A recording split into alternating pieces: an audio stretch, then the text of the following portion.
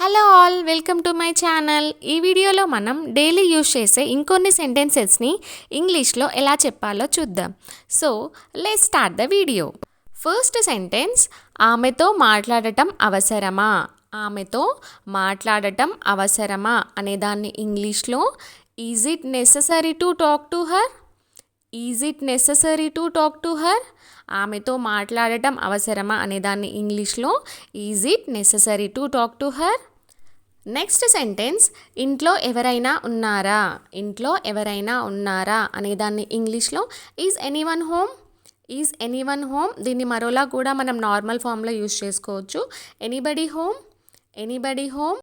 Next sentence, కొన్నిసార్లు అతను పిచ్చి పట్టినట్టుగా ప్రవర్తిస్తాడు. కొన్నిసార్లు అతను పిచ్చి పట్టినట్టుగా ప్రవర్తిస్తాడు అనేదాన్ని మనం ఇంగ్లీష్లో some times he behaves has if he is mad.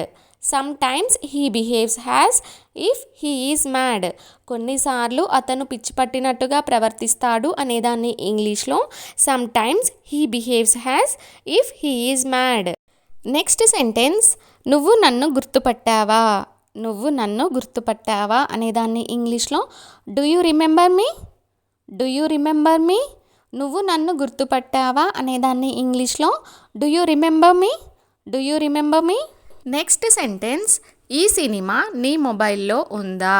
ఈ సినిమా నీ మొబైల్లో ఉందా అనేదాన్ని ఇంగ్లీష్లో do you have this movie in your mobile. Do you have this movie in your mobile.